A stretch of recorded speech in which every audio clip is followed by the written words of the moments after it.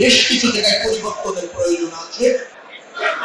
ঢাকা কলেজের সভাপতি বেশ কিছু দাবি করেছে, এটা যেহেতু আমারই আসনের মধ্যে, এগুলি আমার নজরে আছে, আমলে আছে, সেটা সমাধান করার ক্ষেত্রে কোনো কার্পণ্য থাকবে না। অগ্রাধিকারের ভিত্তিতে এগুলি আমি সমাধান করতে ইনশাআল্লাহ। আমাদের তো একটা গুরু দায়িত্ব দিয়েছে দেশের জনগণ, রাষ্ট্র ব্যবস্থাপনার সুযোগ দিয়েছে, নির্বাচনের গ্রুপ মেজরিটি দিয়েছে।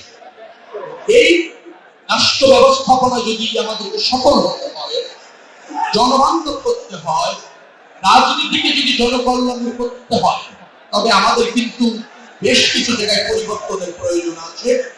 যে রাজনীতি বিদ্যমান আছে তার আচরণগত অথবা অনুশীলনগত পরিবর্তন দরকার, এবং আমি বিশ্বাস করি ছাত্র দলের ছেলেদের মধ্যে যে সেটা প্রতিষ্ঠিত হবে।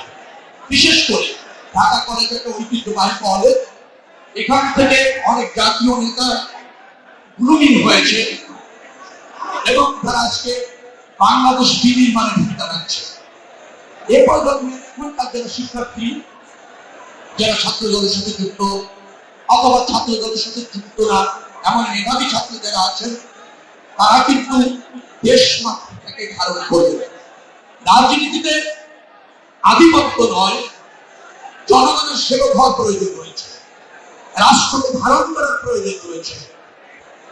নিজের অবস্থা এবং পাল্লা ভারী করার চেষ্টা না করে দলকে জনগণের সামনে রিপ্রেজেন্ট করি, দলের পক্ষে জনগণ গঠন করি, যে অঙ্গীকার নিয়ে বা যে ইস্তিহার নিয়ে আমরা ক্ষমতায় এসেছি, জনগণ আমাদেরকে নির্বাচিত করেছে, সেই জন আকাঙ্ক্ষাদের প্রতিষ্ঠিত করি, এবং সেটা করতে গিয়ে ছাত্রদের দায়িত্ব রয়েছে। আমাদের ভুলে না যাই এই দায়িত্বটি করতে শুধুমাত্র সরকারের, আমাদের সেভাবে না মনে করি দলের, সরকারের, দলের শুভানুধ্যায়ী, সর্বোপরি জনগণের।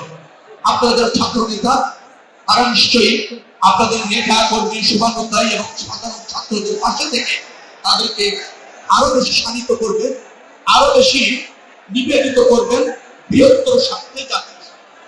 আমি যদি মনে করছি যে ঢাকা কলেজ নিশ্চয়ই সেখানে দৃষ্টান্ত স্থাপন করবে, তবেই আমাদের রাজনীতি সার্থক হবে, তবেই এই ঢাকা কলেজের ঐতিহ্য সমুন্নত থাকবে, তবেই এই ইফতার পার্টির আয়োজন সফল হবে।